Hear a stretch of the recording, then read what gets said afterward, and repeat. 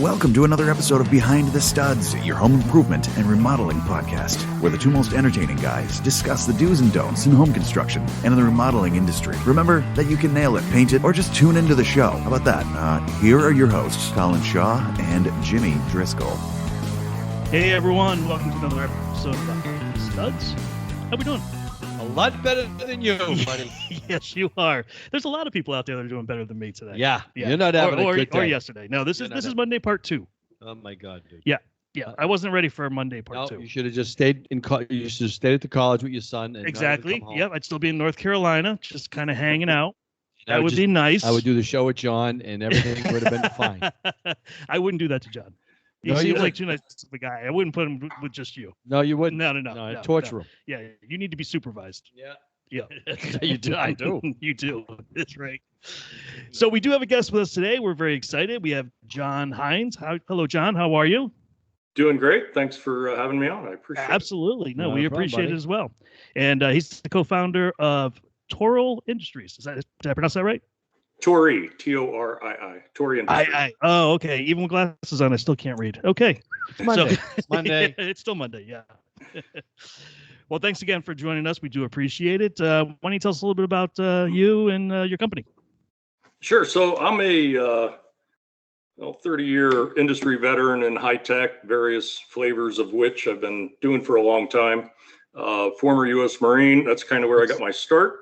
Thank you for serving. Thank you for appreciate it. Thank you for service. Absolutely. It's my honor. Thanks so much. Mm-hmm. They actually got me started in high tech, so I'm very appreciative of that. Cool. About, beginning of the year, I got contacted by a gentleman on Facebook, on LinkedIn. I don't do Facebook, on LinkedIn.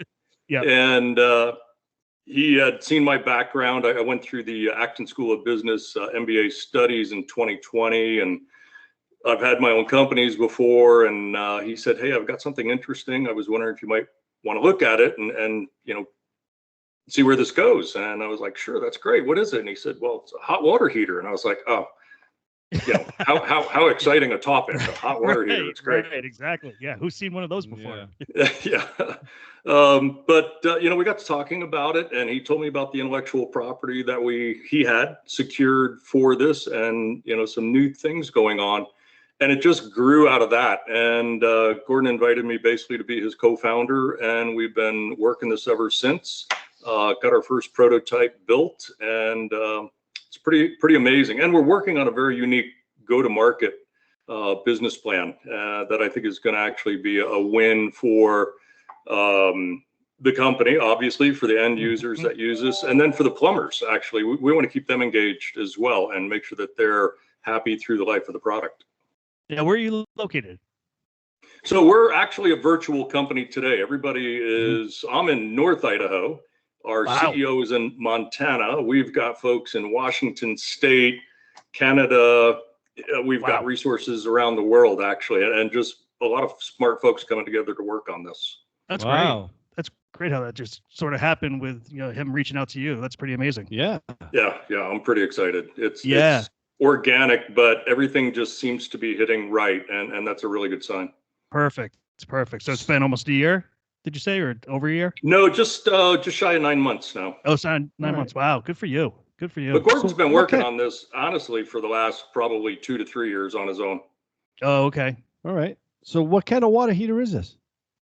Well, it's it heats water. That's a great thing. We're actually developing tankless and tank water heaters. One of the nice things about the tank-based water heaters is we'll be able to actually communicate with the grid and heat the water when we have our most reusable green energy on the grid. When we have wind and solar, we'll be in communication with the grid. There are operators that help us do this. And so we'll be able to heat the water at a lower cost. But the really interesting thing about this evolution as a hot water heater is what we use to heat the water with is we're working with one of the national labs, and we have the intellectual property for this graphite foam, and it's a porous foam. The water can go through it. But if you think of the surface area of like a piece of pumice, think of pumice like you're putting water through that. It's serious, surface area. So we're using coil to heat this. It heats up extremely fast. We've got a test, I think it's on our website. You can see a thermal camera showing the foam in an induction coil went from 75 degrees Fahrenheit to just over 500 degrees in 3 seconds. So we're going to be running this on standard. Right now, our current prototype is running, and we're planning on maintaining 120 volt, 15 amp line, which is that's nothing. Orders of magnitude less wattage than standard hot water heaters. And you're trying to run that on green energy. Well, we'll be able to communicate with the grid, but even if we're, it's let's say that the model for some reason isn't communicating. If you're heating the water, and we're not going to be limited in terms of our flow capability, our heating ability, like some other models we've heard about, we're still just going to be pulling, 3, maybe 4 times less the wattage than a standard water heater. Right. Yeah. So No, even just doing it on, amp, regular or whatever they're putting on the grid, we're still going to be helping to bring that energy cost way down. Wow. That's interesting. Yeah. Well, so it's new technology. Yeah. It was this part when Gordon got to it in our initial discussions, and I was like, tell me more. And, we've got an induction coil actually that's tuned and being built specifically for this application. It's going to be, it's in our proto. It's extremely energy efficient. Some induction coils aren't, and we actually own the intellectual property to that as well. So we've got the components of that heating core pretty much locked up. So do you have investors now involved with you guys at all? So we're actually in the middle of fundraising. We do have some, but we are definitely looking for more. If you gentlemen are so open, I can send you the website and, feel free. Not the day to ask me, John. I'm selling my company for $100 and I'm not firm on the price. So. It actually went down today. Yeah. Understood. Go on Shark Tank, right? Isn't that where gets other money? Shark Tank's a little different. I honestly think the traction we're getting, we're going to be okay. Yeah, I think you will be too. I think what's going to happen is someone is going to grab you guys and run with you. All right, so I got a very simplistic question. Yeah. So you're telling me about the way that it heats, through the foam and everything else. So I'm still thinking a tank, as the water's coming into it, heating up, and then coming out of it. So explain to me the tankless part. Like, what does that look like? All right, and so both of the units, with or without the tank, think of something about the size of a scuba tank. So this is going to be a one-man lift. This isn't the 2 guys with the dolly, and time and material from the plumbers are going to be crazy. Sure. One guy will be able to lift this in, put it on the wall, and so essentially you're going to have the water. We're not just making a water heater. This will also be connected to the internet. You'll have an app. You'll be able to run your water temperature with that. Wow. We're going to have sensors in it, flow sensors, temperature sensors, we've got a whole plethora of information we want to get from that sensor and get it back to the user, back to the plumber, and back to the industry. Actually, there's a lot of info you can get. So the water is going to go in. We're going to gauge the flow rate. We're going to gauge the inlet water temperature. We're going to adjust the current to our coil, basically, that's going to adjust the temperature in that graphite foam, so that our output temperature is what the end user has set it for. Now, that's if they turn one faucet on. Well, if they go over here and they turn the other faucet on, well, now we've increased the flow rate. We'll detect that, change the current again for that induction coil, and make sure we're maintaining that hot water temperature out. So you're not going to see a reduction in flow or temperature based on the number of hot water outlets turned on. Wow, and you can operate this all from your phone. Right, you'll go ahead and set it. We're going to send back information, grid information, energy savings information, cost savings information, look at what the standard watt usage is for your area. You'll be able to plug that in and find out what your savings are. But the other adding to that, so we want folks to save on this in 2 ways. We want them to help with the CapEx up front, that huge upfront cost to get a water heater, have those 2 guys pull the old one away. They're going to take that to a landfill probably, and we're going to avoid that. So our units are not ever going to go to landfills. This is a subscription water heater. Yeah, so you're gonna have to explain that to us because we were looking at we were trying to figure that whole thing out. So we're definitely intrigued about this part. So so a lot of times a company will say, okay, we're going to sell this and we need to make X amount of margin to keep the company going, and it's a huge number, and that puts a huge capex burden on that initial purchase. We're going to be trying to get this installed for plus or minus $700. Okay. Oh wow. Okay. But you're not buying it. We're calling that a relationship fee. So $700, the plumber will come, it'll get installed. There'll be a monthly recurring, call it, right now we're looking at about $25 a month. Okay. So with that $25 a month, we're going to go ahead and feed you back all the analytic information, but and this is an assumption right now, we're thinking your cost savings on your energy use should be that 25 or more. Okay. So we're hoping this is a net savings for you, even paying the subscription. Mm-hmm. We're also going to take part of that subscription and we're going to give it to the plumber every month as well. So one of the reasons for doing that is when I owned one of the first low carbohydrate stores in the country years ago, and it was doing great. I had a great time. I'm kind of a health freak anyway.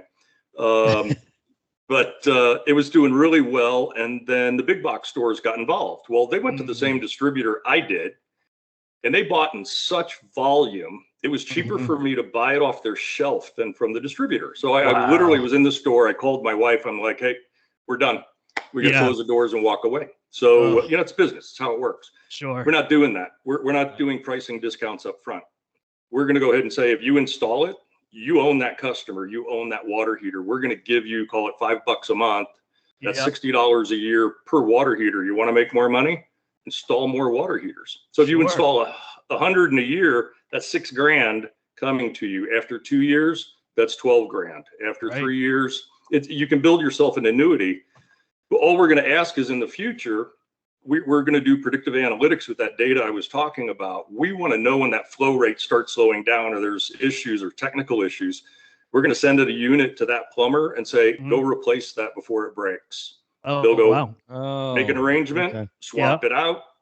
They send the old one to us. We're not sending it to a landfill. We'll retool it, reuse it, do whatever we can to get it back in service. But the end user, hopefully, besides that swap out time, is not ever going to be without hot water. Right. So you're trying to eliminate the carbon footprint as much as possible. Carbon footprint and make it easier for folks to get in it without that big CapEx and then a very small OpEx moving forward. Mm-hmm. Okay. All right. That sounds cool. You already answered the question I was going to ask.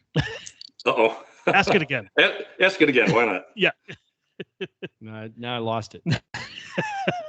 I got so intrigued with all that. Trying to follow. Well, here it is. Right. So what do you think? All right. So you get your subscription, which is so funny to say. I got my subscription to hotwaterheater.com or whatever it is. Sorry. I don't mean to make a joke of it, but, what do you think the warranty on the machine is, as far as how long you think it'll last? Do you know yet? We don't know yet. We're going to have to calculate our MTBF, mean time between failures, when we get basically to our units that are going to be certified for production. So once we know all the components, right now, best guesstimate is putting them at about 10 years before we're going to have to replace them. And that's not at the end user's cost. That replacement's at ours. Right, because they've already paid the membership fee up front and then the subscription every month. Yep. Exactly. Okay. Yep. Nice. It sounds pretty, from what you've said so far, it sounds pretty simplistic. How you're doing it. My prediction on it, I think once you work the bugs out and it's out and people are subscribing, I think you're going to work the bugs out pretty quick on it. All I can think of right now is any kind of glitches would be like networking glitches. Just getting the response back and forth, and that just takes a little tech work, and I think you'll be fine. The reason why I say that is because, of course, solar power is now it's on the grid, off the grid, and it's all internet, and it's like I'm sure you get some ideas from them too. You can see the flow. I know when I had solar power, what I was taking, what I was giving away. It's kind of like almost the same thing. You're going to see with these same thing, basically, right? Correct? Am I right? Well, essentially, yeah, the unit's going to be in communication with the grid. So when the grid operators say, "Hey, we're at a high grid, power, and this is like 85% wind and solar," that's the lowest cost energy. With the tank model, we're going to go ahead and heat the water in that tank during that time. But then let's say that's at 3 a.m. Well, you don't get up and take your shower till 5:36. Yeah. If the water isn't at a suitable temperature, we're going to run it back through that heating element at a very low energy cost. So the inlet temperature is going to be a lot warmer. We're not going to have to expend as much energy to heat it again to deliver it to the shower. All right. So educate me on this one. How can you tell from the grid when you're getting green energy, when you're getting it from solar or you're getting from wind or water? How can you tell that? So there's the Smart Grid Initiative right now. They've got a whole consortium with the power companies and the generation companies actually that communicate all of this information across the grid. We're looking at different technologies right now. It could be Wi-Fi, could be cellular, different technologies that would be built into that heater that is in communication with them. So they'll get a trigger and say, "Hey, now's the time in this part of the country." Boom, our hot water heaters are going to start heating water. Excuse me. So the power company is saying we're right now getting most of our power is coming now from wind, or most of our power is coming from solar. So now's the time. Trigger the hot water heaters. That's how it would work. Pretty much, right. And we'd go ahead and heat the water at that point in time. Now, it's not that they won't be able to later. They will. Yeah. But it'll again be cheaper though. Right. So, well, this is like totally new technology. Absolutely. Now, does this stuff fall underneath any sort of rebates or anything at this point? For energy efficiency, or we're 90. I can't say 100% because we're not there yet. Once we get our protos into like Energy Star certification, I think absolutely these are. I mean, running off of a 120/15 versus a 240/50. Yeah, we're going to qualify. Yeah, that's awesome. That's a good move. Good move. Yeah, I think so. I guess once the federal government sees the efficiency, it's full steam ahead. There's sense. Actually we see, especially in the I would say some of the western greener states, folks really focusing on that. California is really big on ripping out all of the gas water heaters and putting in electric. And when we can show them that cost savings and where we're going to be coming in at energy usage with the grid communication, I think folks are going to qualify for some good rebates. Nice. And I can also say for us, where we're located, we're in Connecticut on the shoreline here. There's a lot of beach homes, cottages, small places. And a lot of people have their hot water heaters in their closets, in the bathroom or something. And they're always looking to, get something smaller. So, I mean, this is like absolutely perfect for them. They can get rid of that big tank and not have to worry about it. Right. Yeah, I had a 70-gallon tank on the second level of my home for 25 years, and I can't believe that thing didn't burst and flood my house. I'm so thankful it didn't. Yeah, absolutely. Wow, that would have made a mess on the second floor. Oh, wow, that's a long time. That is a long time. Yeah, I mean, most tanks don't last that long. Was it city water? Was it cement filled? City water. That was city. That helps a lot. Yeah, if it was well water. Boom. Yeah, that would have. It must have been one of those cement ones. The inside of them are cement, so that they don't rot out as easy. Ask Kim. You would know. Wouldn't surprise me. Yeah, when I always know when it's a cement-filled one because there's 4 guys trying to take one out of a basement or something. Right? They got the dolly and everybody's struggling. I'm like, yep, that's a cement-filled one. So why'd they change? I don't know. It's just probably lighter, easier, cheaper. Probably cheaper to make. Well, just like the old refrigerators and the old stoves and everything else, that lasted a long time. We had in America. I'm not trying to get off the subject here, but just a point of what lasted longer. Americana made a refrigerator for 1 year in 1971, and we owned it. We had that model, and it was you see it now. You have the barn doors that open from the middle. Right? Yeah. But they opened up, and then there was a shelf on the bottom with a light. You had a shelf, and below that shelf was the freezer, and we had that for over 25 years. And as a matter of fact, to be honest with you, we would still have it. The only reason why we got rid of it was because I could not get the insulation bars around the doors because it was so deteriorated. But the compressor was good and everything else was good and it ran well.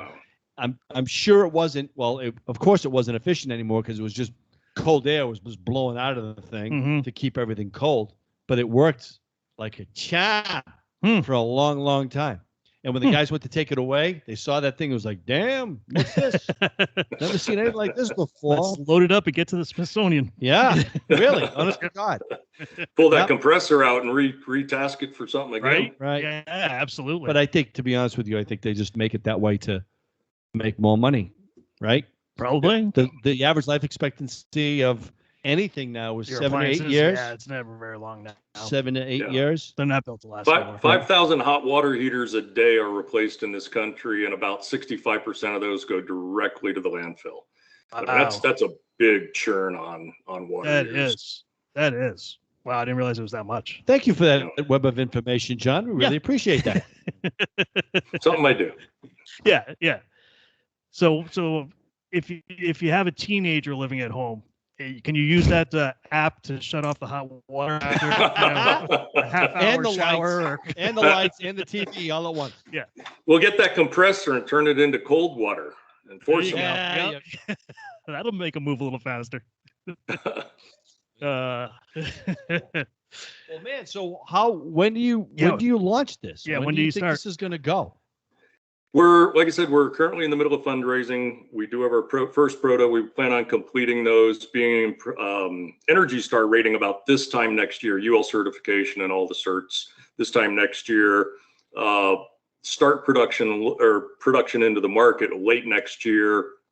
And we're counting 2023 as our first sales year for our finances. Nice. But, we're, like I said, everything's just been hitting. I'm really grateful for the whole process and how smooth it's been. It's right. Everything just feels like this is the right thing at the right time. Nice. All right. So, John, you have to do this. I'm going to offer a suggestion here, and it's just a suggestion. Since when you're ready to launch and you're going to do the home shows, you got to come to Mohegan Sun because I know they'll be up and running again. Oh, yeah. And it's huge, man. It's a huge expo. We did it one year. We did the podcast from there. And you have to keep us in the loop and let us know because we'd love to meet with you and we'd love to film you guys and just say, about your show and see how we can get it on the web and all that good stuff for you. I think it's thanks very much. I think it's a banging idea. It is. I mean, that's so out of the box for me. I never would even think when it said subscription, we were like, huh? What? We're all trying to figure it out. We're like, put quarters in the shower to get your hot water, right? Like the old days. Exactly. Yeah. I think, to be honest with you, I think if you get the plumbers on board with this machine, because some plumbers love certain boilers, right? That's what they endorse and that's what they put in. If that happens, bro, I think that's awesome. I think so. That'd be really because you mentioned a word other than water heater boilers. We're definitely looking at expanding once we get the water heater going at expanding into the boiler market. We don't want to manufacture it. We want to partner with these people and let them reduce their energy costs by using this foam technology to literally create steam boilers. Wow. That would be great. I gotta find out when you got stock, dude, because I will definitely jump on board with this. Absolutely. How cool it's going to be one day to, God willing, we're still in this business for another couple of years, but we get to see one. Not the way you're going. Not the way I'm going. No. My doctor said it's not. I ain't got long left here. I'm not doing the show by myself. But how cool would it be to be in a basement and see one of his units? Of course. That would be very, very cool. Yeah, we know John. We remember when John was starting out in his gun turret up there on the hill in Idaho. And now he won't take our call. Now he won't take a call, right? Hi, John. It's Colin and Jim. Click. Yeah. John. Click. Yeah. No, I don't think he would ever do that to us. Yeah. No. Well, I wrote it down, so I got it as a note. We'll be out there. All right. Yeah, do that. That'd be great. It'd be really it's a great show. They have a lot of people attend that place. A lot of people. Yeah, I think it was 3 days, right? We did it. It's 3 days. And it's a long 3 days. Jamming. Yeah. Jamming. Yeah. We'll do it. Listen, we're going to keep in contact with you, and the closer you get to it, to your Frankenstein, let us know. We'll put you back on the show, and we'll talk more about it. Thanks. Tell That'd us be where great, you're guys. at. I really appreciate that very much. Absolutely. Now tell everybody how they can start looking into this and following you guys. Yeah. Sure. We'll put it our on our website website. is toriiway.com, TORIIWAY.com. And you can send an email to info@toriiway.com. That comes right to me. I'll get that. If you have any questions, we have sign-up forms, investor forms, if you're interested, on the website. Comments, feedback, good, bad, and different. Please let us know. We're like I said, this has been a group of folks from around the world working on this. We get all sorts of input, and there's no bad input. So we'd love to hear from people. So with COVID and everything, it hasn't really affected you guys because you're all remote. Right. Yeah. No, it's everything. Haven't gotten COVID from Zoom yet, or Skype, or any of the others. So. Not yet. Hey, if I can offer another suggestion or something, not even a suggestion. Jimmy's just going to become the vice president. That's all right. No. It's something that I heard. It was on 60 Minutes last week. Okay. And they were talking about cyber attacks, and they were talking about how now that they can cyber attack Bluetooth units that run your refrigerator, your stove, and stuff like that. So I'm just putting it out to John here, just saying, invest in the money and the security as far as wherever you go, as far as going onto the internet and stuff like that, so you don't get hacked or they don't get hacked into, and that's a big. Believe it or not, it's a bigger concern now that they're looking into. The United States government is looking into, is because they're finding the back doors now through security cameras and stuff like that. And I would hate like hell. He builds this awesome freaking hot water heater, and all of a sudden, someone gets hacked from some joke. You know what I mean? He's got nothing but cold water. That's it. But what's with this? Well, at the beginning, I mentioned I'd been doing data telecommunications for 30 years. I've been doing networking since before there was an internet. Cybersecurity is one of our top priorities in the unit, the transportation, and in the cloud where we do our analytic crunching. Without a doubt, it has to be there or you're done. So it's a huge priority. It's a good point. Real good point. Yeah. All right. Well, all right. Well, John, thank you very much for joining us. We really do appreciate it. Thanks, gentlemen. Enjoyed it very much. Absolutely. Good. And like Jimmy said, when you guys are ready to go the next step, just give us a call if you want to come on the show. We'd love to have you back on and hear how it's been going. Awesome. Thanks so much. And I'll try to get a different turret next time. Yeah, please. I would like to see more palm trees. I know they don't probably have those in North Idaho, but that's all right. No. You got good potatoes, though. Really good potatoes. John, have a great day. Thanks again. We really appreciate it. Take care. Thank you both so much. Appreciate it. Absolutely. And everybody join us next week for another episode of Behind the Studs. See ya. See ya. Bye.